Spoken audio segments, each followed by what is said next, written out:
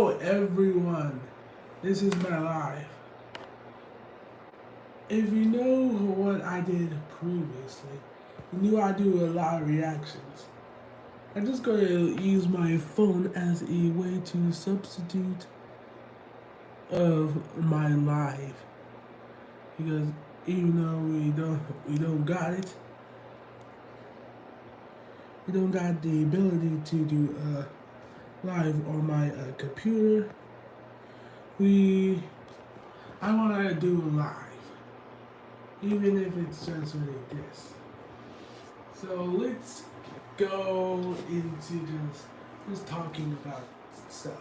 For example, I'll explain a little bit of the problem I'm actually facing that is making me want to not do, just making me want to see alive. Got a computer?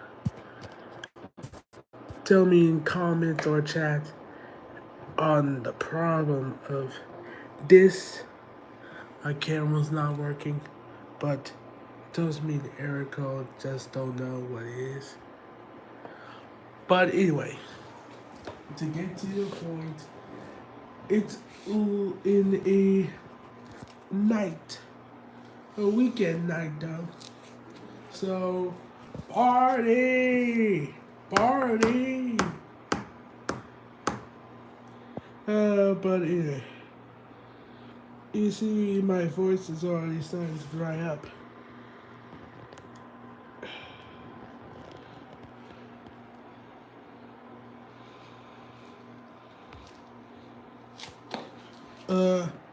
But anyway,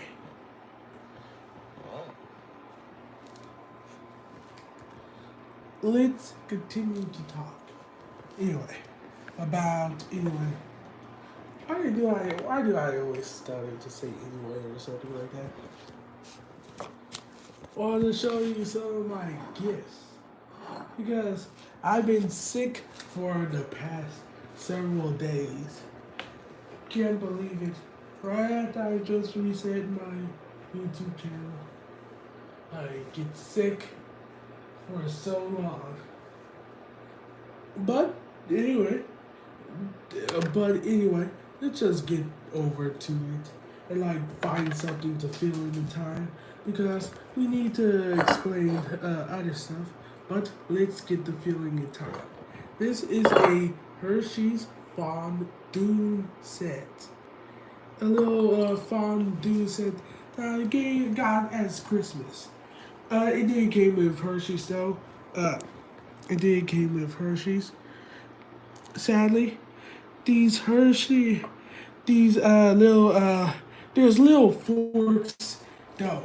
You know those things that you do where you consume the fondue set and have little forks? Yeah. But anyway, get into position as I'm going to show my bow and arrow. See here, as I shoot my arrow from this room. Actually, for the camera, it was supposed to actually stick on the camera. Actually, let's do this on the window. Let's do this on the window. Let's do this on the window.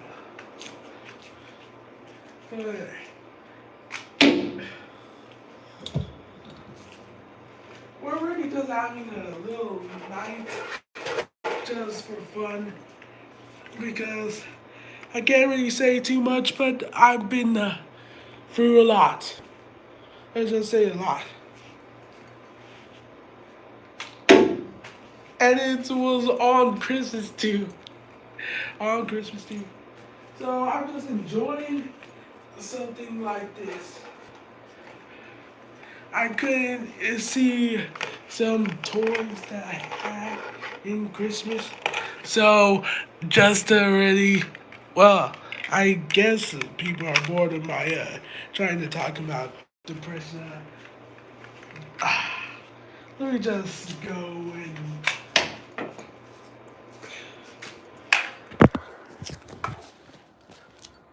I'm sad, I'm tired.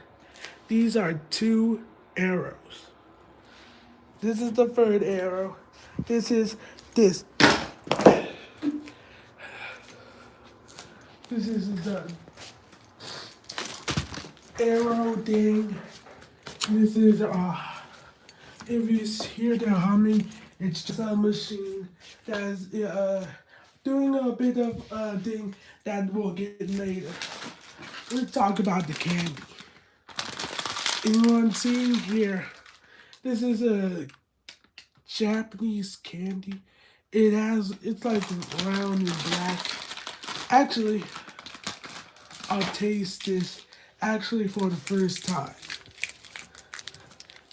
This candy is the uh,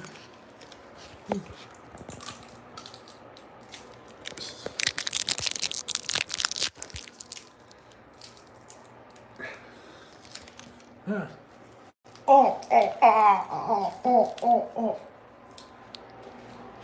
How funny enough, I'm a big fat.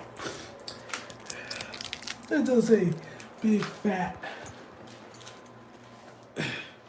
And oh, that candy. Oh, I still can't get that candy out of my mouth. Oh.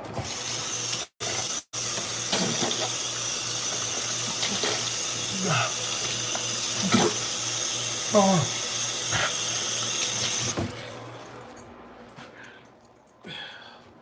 Let's actually just do something else about the ice machine. This is actually an ice machine.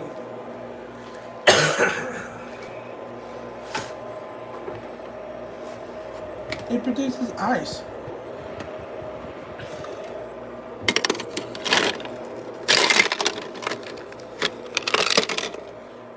It comes in like small bullet shells. This is actually not birthday, Christmas present of someone else. As they let me use it, I can use it to make ice. Imagine how fun it is just to watch it all day, especially when I was sick.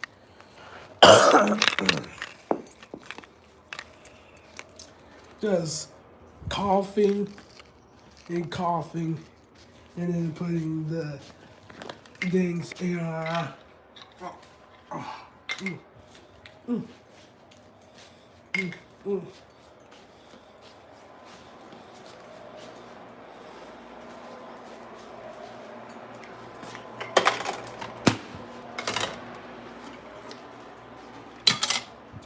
Now, let me just explain other stuff later. But anyway, I'm actually going to talk about some of the stuff that I have on my computer. I had to figure out this error code if I ever want to do reactions on my channel again. I literally got a microphone on Christmas.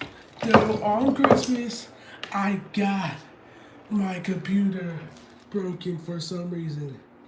And for some reason, I'm just unlucky. I'm just being unlucky this Christmas. My throat has been strained. I sound dry as hell. I could not even walk outside. Oh, you don't want to walk outside in the winter anyway. I mean, you know how bad it is just to be sick. You know, for some reason in my life, I'm sick. I'm really sick, but but when I get sick, I get near deathbed sick.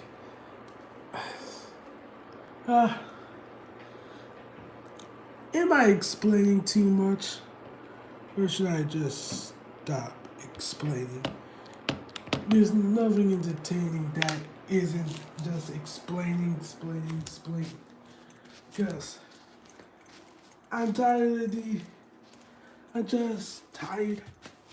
But anyway, uh, that was me being angry for a bunch of things that I can't say. But anyway, let me calm down so I can actually say what I was actually going to do tonight. For anyway, uh,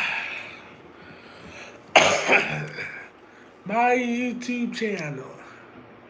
I'm going to upload my first real video.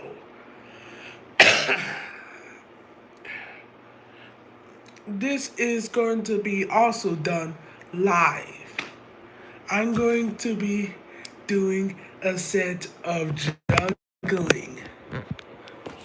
You get it? Juggling. But I'm going to juggle a bunch of random amounts of stuff.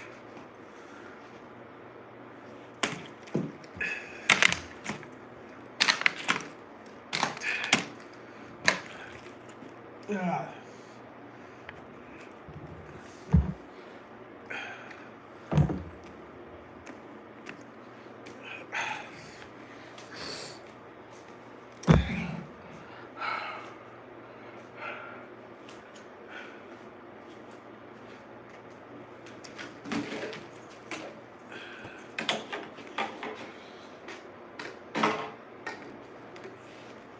I was going to do a bunch of tricks for the camera, but the truth is I'm still sick.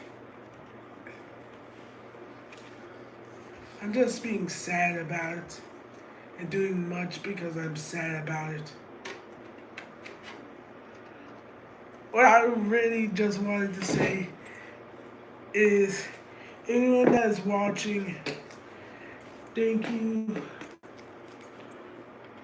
I want to just explain here that I will have computer problems for a while, but I will get a live reaction soon. And you just have to wait until I can get the internet on for a not live, properly live reaction, but a reaction of case. I've been acting up so I can just fill in time because I didn't know there would be a bunch of people coming to watch this. But anyway, so uh, in actuality,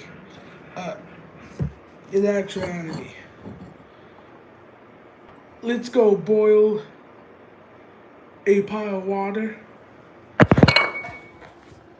put a banana in it, and see what happens.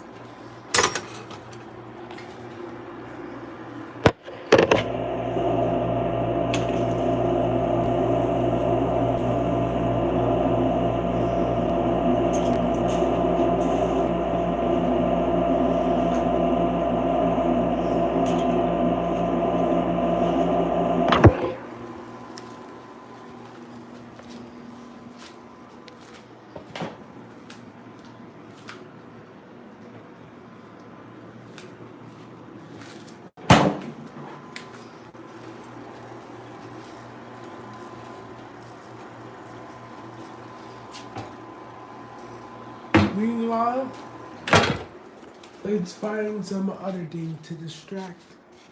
Just for a second. Oh.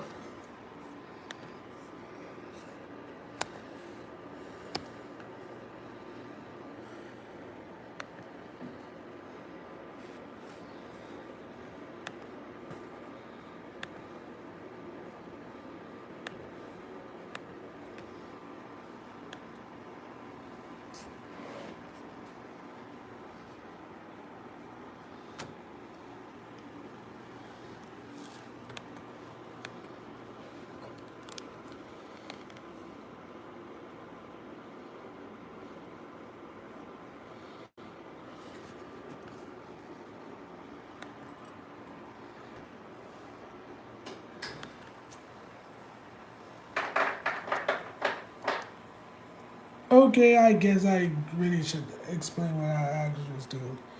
I was just trying to entertain anybody that was actually going to watch this. Because in actuality, I was really just going to prepare a way where I would just be able to stick this to this and be able to give people a somewhat live where I can simultaneously watch a video because I can't do it on my computer like I did hundreds of times before.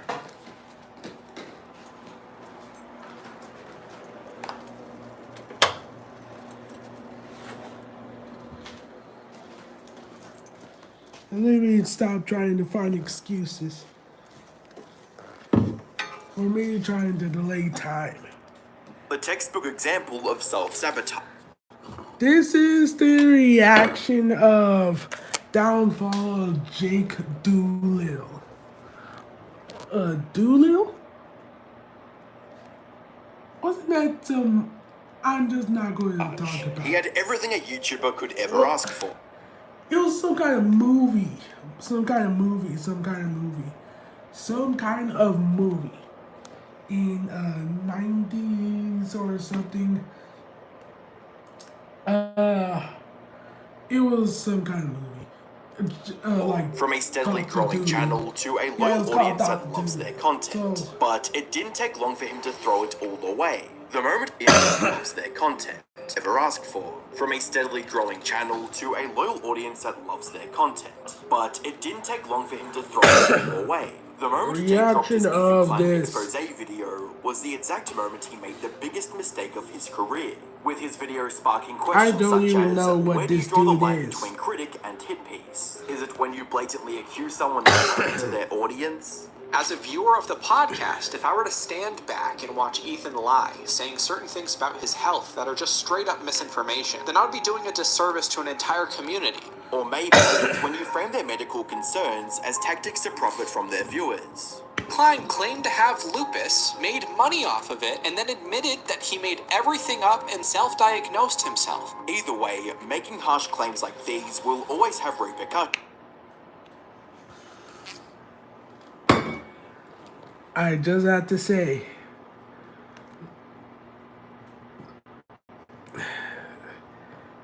that kind of funny enough sounds this like criticism of these creators from 500 to 200 working with Charlie D'Amelio downfall or something and shooting for Justin Bieber. Jake found the best way to get it himself by leveraging his past work with major creators and influencers. With uploads like working with Charlie D'Amelio and shooting for Justin Bieber, Jake knew was. Klein claimed to have diagnosed, and Jake found this out the YouTubers don't.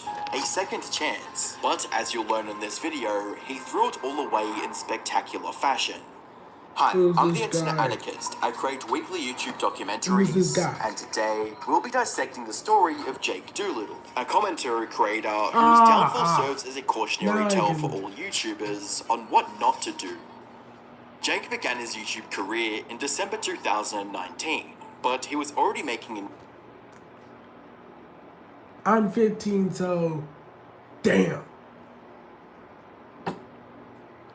name for himself by leveraging his past work with major creators and influencers. With uploads like working with Charlie D'Amelio and shooting for Justin Bieber, Wow. Nick knew the best way to Why get do his you have name out there 6,000 was to attach it views? to people with platforms much larger than his. This also became the foundation for one of the most popular series on his channel, in which he exposed other, often bigger creators for things like deceiving their audiences and plagiarism. And while some label Jake as a morally grandstand, I'm just watching it because it's one of the videos from a channel that I subscribe to. Usually I know the YouTuber, but I don't know. It's shocking that he hasn't made one of Honey though. Honey's been a crazy one. It's like past winter, this current winter already. But I'm surprised he hasn't made one of Honey. Make one of Honey. Make one of Honey. Make one of Honey. Make one of Honey. Danting hypocrite, this approach to creating content catapulted him from 500 to 250,000 subscribers in a little over 2 Computer interference. I had connected something to both devices. We gotta switch a new video. Sorry. Across the Anyone 3.7 who's billion watching. years that our big blue marble has been home to life, it's seen some utter freaks. So from outlandish creatures you'll be sad or extinct to horrifying monsters you'll wish were long gone. Here's some of them up. Oops. This is actually a BMA's video. If you love dinosaurs, Those bizarre ancient creatures to sea never creatures, exist. eldritch horrors, Cthulhu. I Horsey kind of see, wonder, will horsey there be a do. Cthulhu? It's funny. The more I look at horses, the stranger they seem.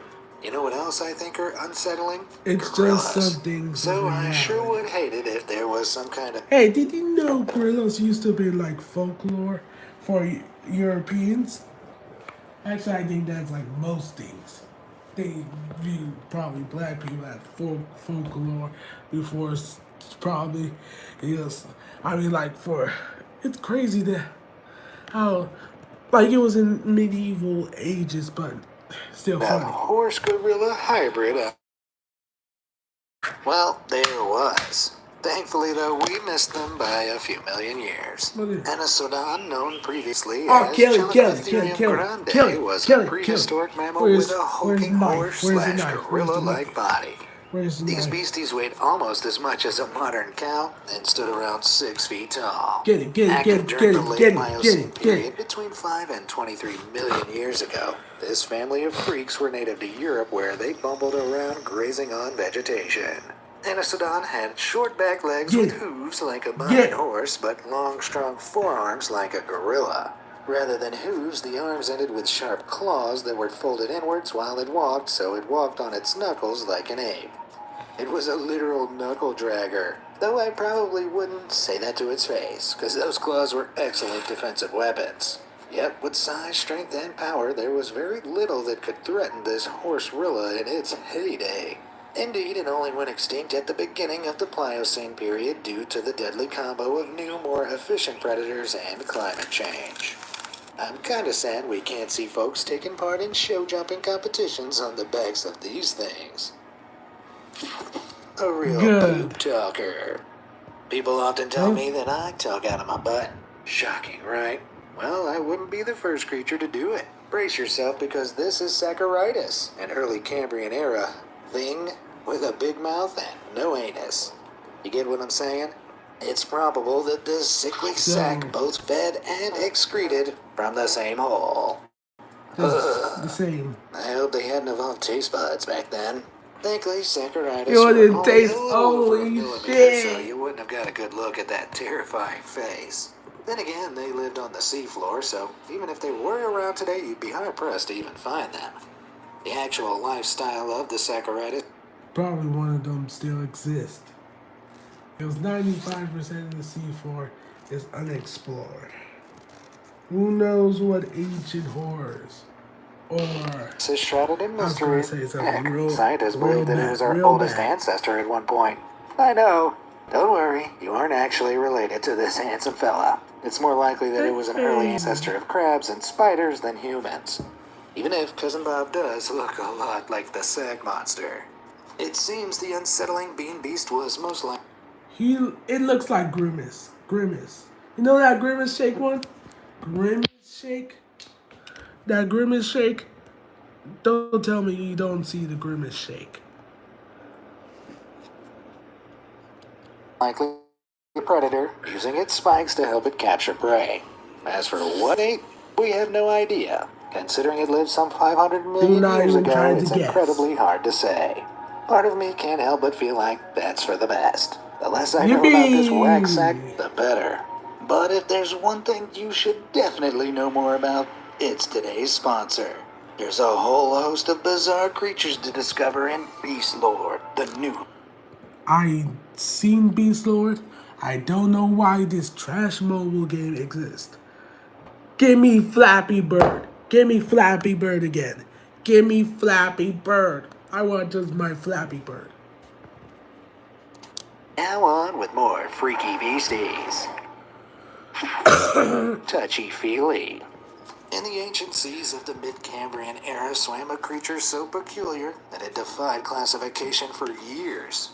5 mushroom-shaped eyes, a backwards-facing mouth, and a segmented trunk with a claw at the end. I'm talking about Obabinia, a 2.8-inch long mistake of nature. It's theorized that this soft-bodied... I can't. I almost got myself to say that joke. I think there is a 2.5-inch long mistake. The sea critter was a bottom feeder, so it may have swum around the ocean floor using that clawed trunk to pick up small prey like worms and bring them to its mouth. While scientists still debate the classification of Opabinia, the current thinking is that it was a very early ancestor to our group that insects and crustaceans belong to. So it was literally water bugs. You can't really blame the experts for knowing where to place this thing. I mean, just look at it. Infamously, when the species was first described in a presentation in 1975, it was met with hysterical laughter from scientists. I mean, I don't think it's that hilarious, but they're a boring bunch, aren't they? The Opabinia probably went extinct at the end of the Cambrian era because of environmental changes. I think the Cambrian era was by remembering. I think remembering the Cambrian era was the most dangerous and deadly extinction of all of them. I forget The which world of era one of its was it, most but I think it was confusing the critters. Cambrian. Rest in peace, you beautiful weirdo. Platypusasaurus.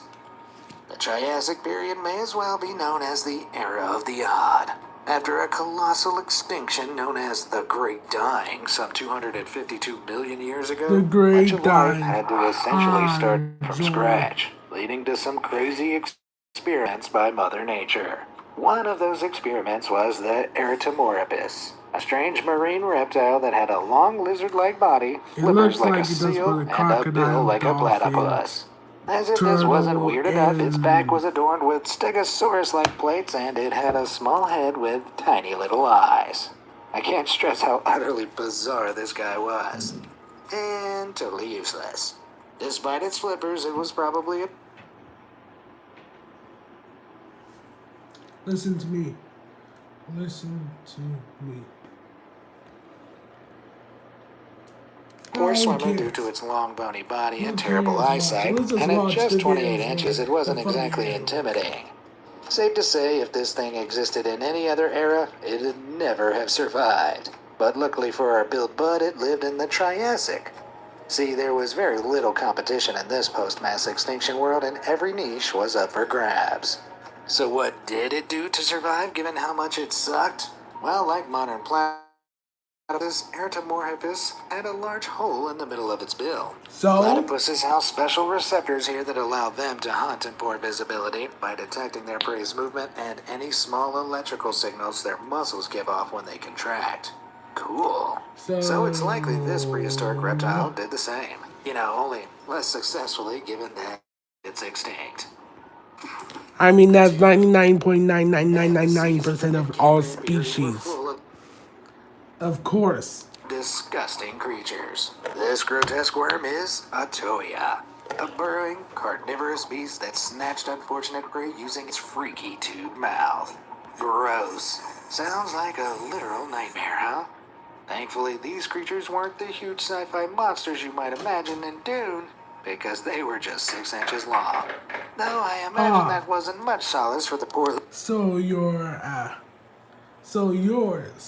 then, I guess. little critters a Toya guzzled up back in the day. The horrific animal is actually an ancient ancestor of modern-day preopulid worms, which are also known by a more phallic name.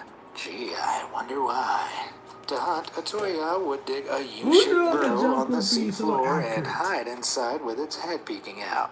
Then when prey wandered too close, it would extend its proboscis, that terrible tube I mentioned, and using a tube of doom, our grotesque friend would grab the unsuspecting morsel and drag it towards its mouth before swallowing it head first. But a Toya wasn't fussy. It'd happily scavenge on leftovers if need be. Heck, it even engage in cannibalism if food was super scarce, a trait shared by modern preopulid worms. And just when I thought they couldn't get more charming. Family traditions are important, I guess. Antarctic abomination. Okay, so prehistoric Earth housed one skin-crawling worm some 500 million years ago. Big deal. Terrifying creatures like Otoya have been resigned to the trash can of history, right?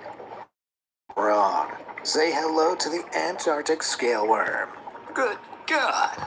Lurking a dizzying 2,000 feet below the surface of the Antarctic Ocean right now, the scale worm is a predatory deep-sea creature that gets its name from those horrific tooth-like scales covering its body.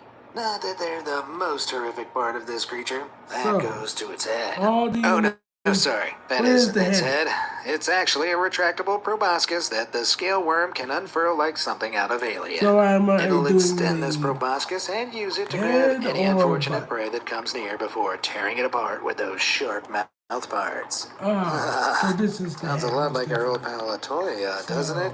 Unlike Atoya, though, scale worms have these bizarre golden bristles running along their bodies. They're called Chayeti, and they help propel the abdominal animals through the water as well as bury them within the sediment to wait for prey. Thanks. Who knows? Maybe Once it's orders eyes. at 8 inches long, they're about the same size as a rat.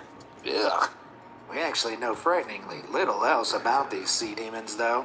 Their extreme habitat makes it tricky for researchers to study of the little sea demons. So, riddance, I say. Let them stay down there. Why not? Big mouth. Pterosaurs are iconic prehistoric beasts. These super impressive. Hey, do you know a little fact? Dinosaurs aren't reptiles. They're birds. I mean, like, if you look at this, you realize dinosaurs. As reptiles evolved the power of flight and were prevalent throughout the not reptiles, birds. reign of the dinosaurs. Dinosaurs are birds. But some of them were a little less impressive and a little more improbable. Take the Dimorphodon. Despite sounding like a transformer, this unusual-looking creature was a pterosaur from the early Jurassic period, about 200 to 145 million years ago. Unlike other pterosaurs, Dimorphodons had massively oversized heads that took up almost a third of their 3.3-foot length. What a whopper! Because of this, scientists reckon that they may not have been very skilled flyers. Their big heads plus a relatively short wingspan meant rather than flying for long distances, they likely relied on short bursts of airtime from tree to tree.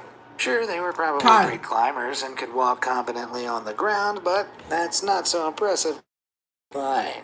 Native to what's now North America and Europe, Dimorphodon would have snapped up small vertebrates, insects, and whatever carrion it came across.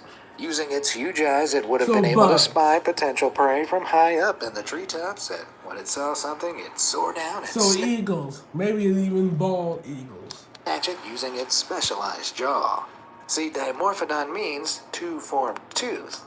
At the top of its mouth had long teeth with serrated edges, probably designed for catching prey, and at the bottom were shorter ones for grinding it up into goo.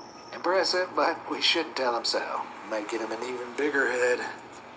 Spork offense. It was a bad Nature joke. experimented a whole lot before it struck gold with the elephant. Its many prehistoric counterparts were outlandish to say the least. Or a Backwards-facing tusks, mistake. quadruple-speeded Yippee. ones. The design was clearly a work in progress. But the strangest of all was probably the Platybelodon, an elephant with a giant spork mouth. The shovel-faced mammal lived during the mid-Miocene era in Africa, Asia, North America, and the Caucasus, and was a tad smaller than modern elephants. Platybelodons reached 10 feet tall and weighed up to 3 tons, whereas African bush elephants reach 24 feet and weigh 7 tons. But okay, I hear you. You want to know what the So deal it's is still with this weird larger face, and don't more you? powerful. Hey there, Platyby. It I've been still asked the beats same your thing ass. many times. Well, researchers once believed these guys were swamp dwellers, so the theory was that this beast used its flattened tusks to uproot swampland vegetation and funnel it into its mouth. A sound idea, sure, but that's no longer considered accurate.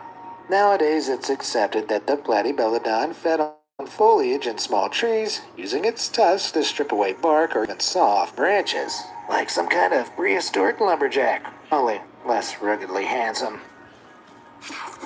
Marine Pause. megafauna. The Triassic era saw the birth of the ichthyosaurs, freaky prehistoric reptiles that looked like giant lizardfish. These marine menaces had the largest eyes ever recorded in the animal kingdom at an astonishing 10 inches wide, almost double that of a blue whale. This meant they were excellent at seeking a This should be about 10 inches.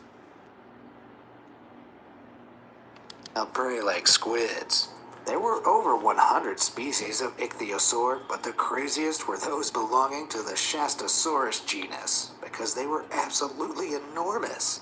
How enormous? Well, we don't know the exact size of our reptilian friend. Just There tell are us. only limited fossil remains left. But scaling estimates show us that it could have reached a seriously intimidating 69 feet long.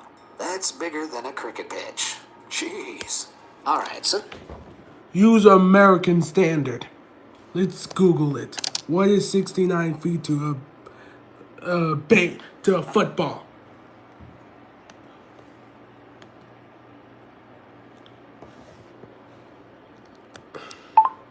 $69 feet to a football course.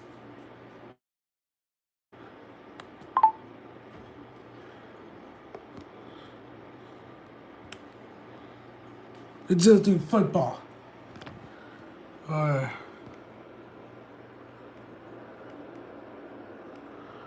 Let's do football. 69.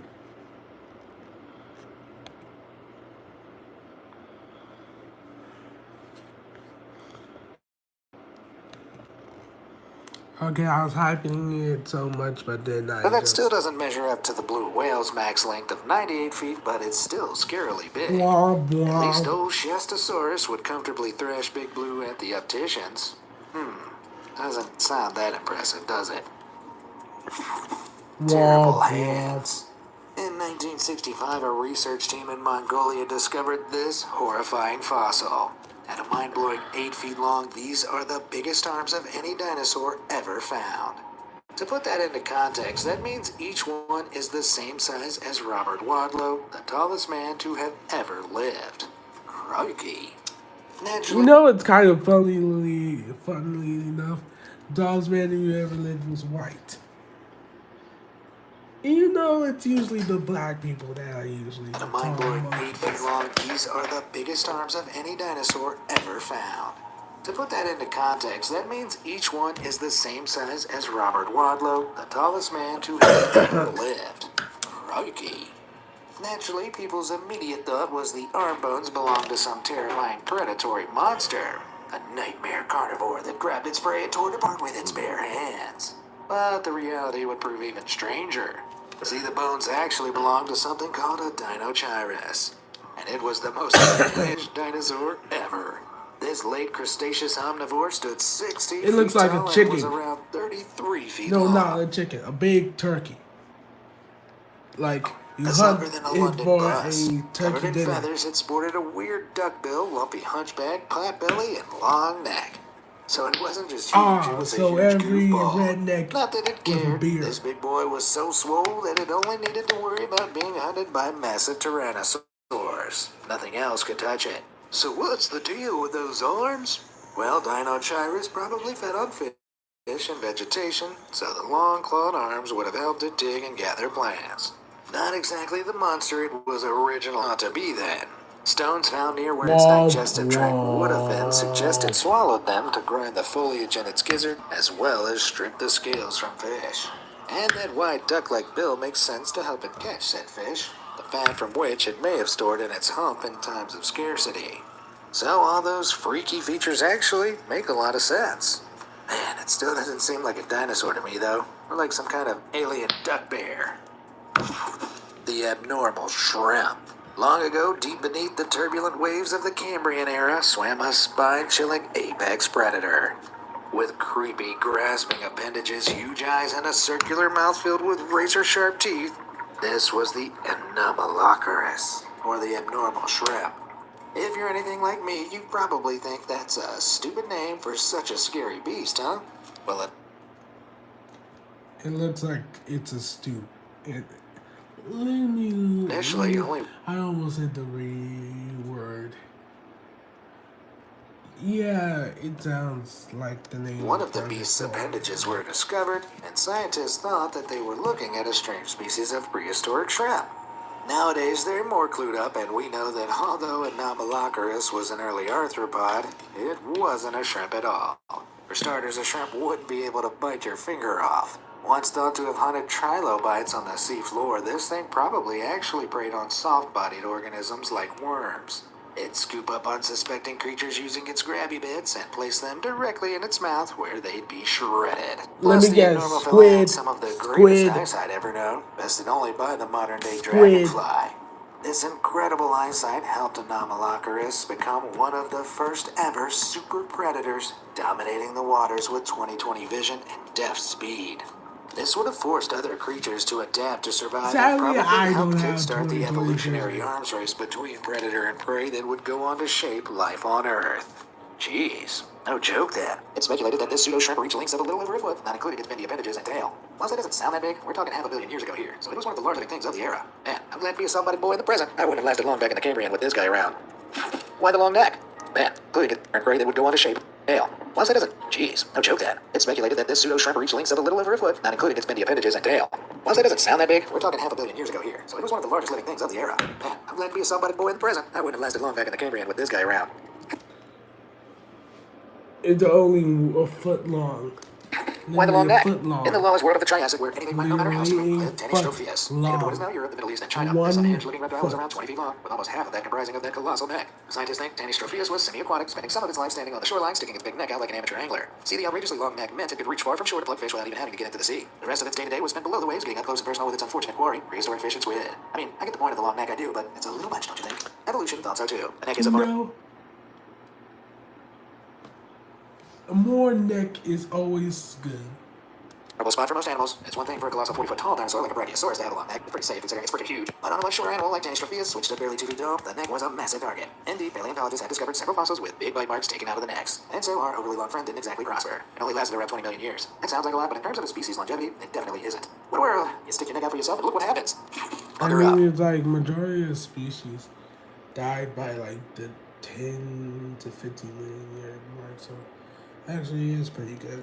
Let's jump forward to modern day again now, though that doesn't mean it's going to get any less weird. In the water surrounding the Galapagos Islands lives what I can only describe as a goblinfish frog with kissy lips. Think I'm joking? Think again. This is the red-lipped batfish, and it's super uncomfortable looking. These 10-inch-long ghouls prefer to stick to the ocean floor where they can walk about using leg-like flippers. Yep, this fish prefers to walk. If it ever does decide to swim, those flippers splay out to the sides like wings, and it slowly moves forward with an awkward wiggling motion. Who ever heard of a fish that sucks at swimming? And as for that big old honker, well, it isn't actually a nose at all. In lieu of being able to chase its prey, it emits a sort of chemical lure from the fleshy stub which attracts shrimp, mollusks, and smaller fish for it to chow down on. Okay, but what about the big red lips that gave this thing its name? What are they for? In truth, Give me the don't really know. smooch. Some researchers believe that these rosy smackers are used for attracting mates, but more work is needed to find the truth. All I know is that it makes them look simply dashing. You know, for a hideous goblinfish. Wish I could pull off that color.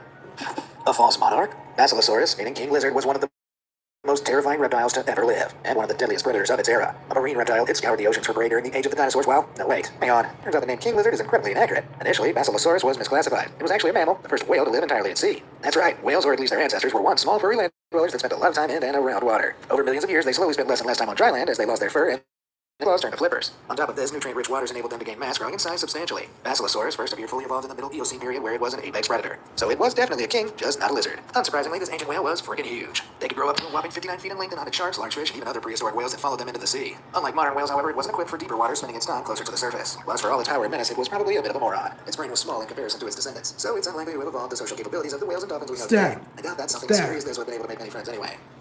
Freak face. Okay, and back to the Triassic for another weirdo. The Anopodontatus was the very first marine reptile known to be herbivorous. Though I'm willing to bet the first things you noticed about it are its 9-foot-long wiggly body and that hammer-shaped face. I know Latin is a dead language. But stop naming species in Latin. It's so annoying. Ah. Your shape is thought to have allowed Anopodontatus to effectively scrape out vegetation from the seabed using long rows of small chisel-like teeth. After sucking up the grub, the teeth would act like a filter, allowing water to be pushed out of its mouth while keeping the food inside. Originally, researchers were convinced this guy looked even more abnormal. Rather than a hammerhead, it was initially suggested that it had a more flamingo-shaped one with zipper-like teeth running down the middle. That's oddly terrifying. Turns out this wasn't the case, though. The first Anopodontatus skull discovered had been crushed and deformed, giving a false impression. Not that the real thing is much less odd. While it spent most of its life in the water, it was also perfectly capable of spending time on land, though it was in danger of getting eaten by large archosaurs. Truth be told, it didn't fare much better in the seas either. It had no proper way of defending itself against ichthyosaurs. The species went extinct after just 7 million years. Loser. The flying giraffe. According to all known laws of aviation, there is no way a bee should be able to fly. At least according to the movie, which of course means it's nonsense. Much more impressive beast to take flight is this absolute unit right here, Bee Quetzalcoatlus, the largest animal to ever take to the skies. How large are we talking? Glad you asked. At an utterly mind-blowing 18 feet, this colossal pterosaur was around the same height as a giraffe, and its maximum wingspan is estimated at 36 feet. That's about the same as a modern fighter jet. But let me reiterate, this thing was able to fly without jet engines. Due to its massive size, it didn't need a jumping start, but by hopping a casual 8 feet into the air, its powerful wings could do the rest and get it airborne. The bird-like behemoth was around during the late Cretaceous era and hunted on the ground, swiping up small vertebrates such as baby dinosaurs as well as plucking fish. If I gotta fight against that, just make it quick. Just if I had to fight against that. And crustaceans from inland streams. Sort of like a humongous heron. Jeepers. Imagine having a giraffe-sized reptile coming at you with that gargantuan beak. Nope, I can't think of anything more horrifying. Maybe somebody up there agreed with me and decided to hurl a meteor the size of a city of the Earth to make sure the problem was solved. Well, I don't know about you, but I've had my fill of freakies for one day. Which of those guys did you think was the weirdest? Me Let me know in the comments below, and I'll see you all in the next one. Thanks for watching. Bye.